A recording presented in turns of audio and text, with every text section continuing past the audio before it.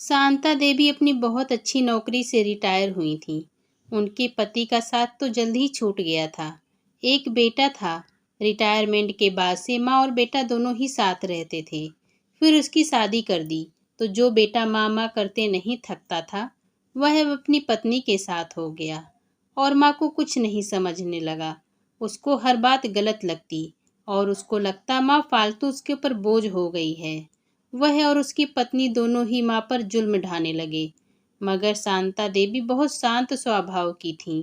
बिना कुछ बोले उनके जुल्म सह रही थीं। दोनों नौकरी करते थे तो माँ को एक नौकरानी ही बना दिया। एकदम मेड के जैसा व्यवहार करने लग गए। यहाँ तक कि धूप में सब्जी लाना, सारे बिल जमा कराना पैदल जा करके, फिर घर के सब काम करना, काम ना करें तो उनसे मगजमारी करना, ये सब उनकी रोजिंदा जिंदगी में शामिल हो गया था। वह इतनी परेशान हो गई थीं, उनको कुछ समझ में नहीं आ रहा था।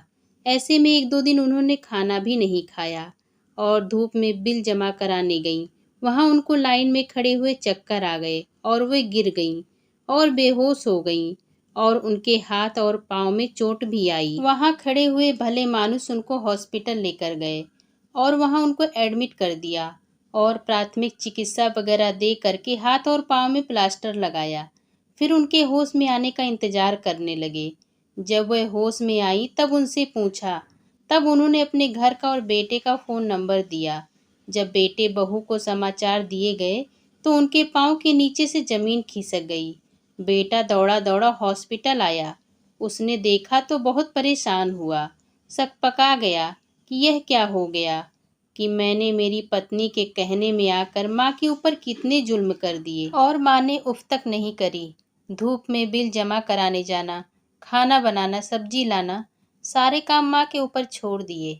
जबकि इस माँ ने मुझे इतना प्यार से पाला और मैं सारे फर्ज भूल गया। उसको बहुत अफसोस होने लगा। वहाँ से घर पहुँचा। पहुँचते ही उसकी बीवी जोर जोर से चिल्लाने लगी, बुढ़िया अच्छी तरह काम नहीं करती है, इतना सा भी नहीं हुआ। बिल जमा कराने गई थी तो ऐसा क्या पहाड़ टूट पड़ा जो यह नाटक करने की जरूरत पड़ गई। और हॉस्पिटल में हमारा कितना खर्चा हो जाएगा और घर का काम कौन करेगा। और बहुत अनाप शनाप बोलने लगी। उसके बेटे को जो हमेशा उसकी बात सुना करता था, आज अपने ऊपर हुए पछतावे के कारण बहुत ही बुरा लगा। उसने उसके 2 थप्पड़ लगाए। माँ है, नौकरानी नहीं। मैं तुम्हारी बातों में आ गया था, इसीलिए मैंने ऐसा करा, तुम्हारा साथ दिया। मगर अब यह नहीं चलेगा। तुमको तुम्हारा काम खुद ही करना पड़ेगा या सर्वेंट रखो और बिल सब ऑनलाइन जमा कराओ। मैं यह चाहता हूँ कि माँ जब घर में आए तो तुम उसकी खूब सेवा करो और छुट्टी लेकर घर पर रहो। तो वह यह सब सुनकर बहुत सकपका गई और बहुत गुस्सा हुई और बहुत भला बुरा बोलने लगी। गुस्से से धनधनाती हुई हॉस्पिटल पहुंची। वहां पर शांता देवी को देखने उनके फ्रेंड्स और रिश्तेदार आए हुए थे। उनके सामने ही बहुत बुरा बुरा बोलने लग गई कि तुम काम चोर हो, इस कारण काम नहीं करना है, इसलिए तुम यहाँ पर हो और नाटक कर रही हो। तुमको कुछ नहीं हुआ है, तुम मुझे बुरा बनाना चाहती हो। बहुत कुछ भला बुरा बोलने लगी। उसकी फ्रेंड्स उसका मुंह देखती ही रह गई। उनको लगा शांता देवी ने तो अपने मुंह कभी अपनी बहू और बेटे की बुराई नहीं करी।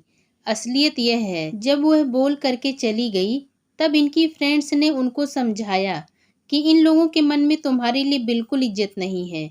घर तो तुम्हारा है जो तुम उनके नाम पर करना चाह रही थी। इनको बोल दो किराए का मकान लेकर रहें और तुम शांति से अकेले रहो और कुछ काम करो तो मन लगा रहेगा। कुछ समाज सेवा का काम करो।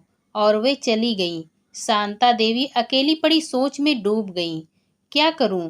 ऐसी जिंदगी बसर हो सकती है, सही है ना? मैं तो नौकरानी ही बनकर रह गई हूँ। और उन्होंने एक कड़क फैसला लिया। हॉस्पिटल से छुट्टी होके घर गई और बेटे बहू को बुलाकर फैसला सुना दिया। तुम 5 दिन में किराए का मकान ले लो और मेरा मकान खाली करो और जो मकान ना मिले तो होटल में जाकर रहो, मगर 5वें दिन यह मकान खाली चाहिए। दोनों बहुत रोए, गिड़गिड़ाए, मगर शांति देवी अपने फैसले पर अटल थी। फिर उन्होंने उनको इमोशनली ब्लैकमेल करने की कोशिश करी। लोग क्या कहेंगे, तेरा एक ही बेटा है, तूने उसको भी घर से निकाल दिया, तू कितनी बुरी माँ है। शांता देवी ने बोला, मैंने आज तक किसी को बाहर एक शब्द भी नहीं बोला और तुम्हारे अत्याचार सहन करती रही। मैं कमजोर नहीं थी, मगर मैंने सोचा घर की बात घर में रहे। मगर तुम्हारी बीबी ने हॉस्पिटल में आकर जो हंगामा करा है, उससे सबको पता लग गया है कि कौन कितना बुरा है। और अब मेरे ऊपर तुम्हारी बातों का कोई असर नहीं होगा। पानी सर से गुजर गया है। तुमको मकान अलग लेना ही पड़ेगा। अगर व्यवहार अच्छा रहेगा तो महीने में 1-2 बार मिल लेंगे, और नहीं तो तुम तुम्हारे रास्ते और मैं मेरे रास्ते। मुझे जो करना होगा वह करूंगी। 4-5 दिन बाद बेटा बहू होटल में रहने चले गए। फिर उन्होंने किराए का मकान ले लिया होगा। महीने में 1-आध बार मिल लेते थे। बेटे बहू को अपनी गलती का एहसास हुआ, मगर माँ इतनी तकलीफ से गुजरी थी, वह वापस कोई भी रिस्क लेने को तैयार नहीं थी। इसलिए वह उनके साथ रहने नहीं गई, न उनको अपने साथ रहने बुलाया। और उन्होंने अपने मकान को जीते जी अपने लिए रखा और उनके मरने के बाद वहां वृद्धाश्रम खोलने का अपनी वसीयत में लिख दिया। बेटे को खाली थोड़ा कैश मिला, बाकी सब उन्होंने एक ट्रस्ट बनाकर वृद्धाश्रम को देने का फैसला कर लिया। और वे शांति से अपनी इच्छा से अपने सामाजिक कार्य करते हुए अपनी जिंदगी सुख शांति से बसर करने लगी। मन में बहुत बार आता था, लोग बेटा बेटा करते हैं, मगर ज्यादातर घरों में आजकल बेटे ऐसे ही होते हैं, बहू के आने पर बदल ही जाते हैं। मेरे को तो फिर भी थोड़ी सद्बुद्धि मिली, मगर बहुत सारी औरतें, बहुत सारे वृद्ध अपने बेटे बहुओं के अत्याचार के शिकार हो जाते हैं। इसीलिए सबको अपना ध्यान खुद रखना चाहिए, अपना आत्मसम्मान बचाकर रखना चाहिए। आप किसी के निशाने पर ना हों। इसके लिए आपको खुद को जागरूक रहने की जरूरत है कि कोई आपको नुकसान कैसे पहुंचा सकता है। अगर आपको मेरी आज की कहानी पसंद आई हो तो मेरे चैनल को लाइक, शेयर एंड सब्सक्राइब जरूर करें। धन्यवाद।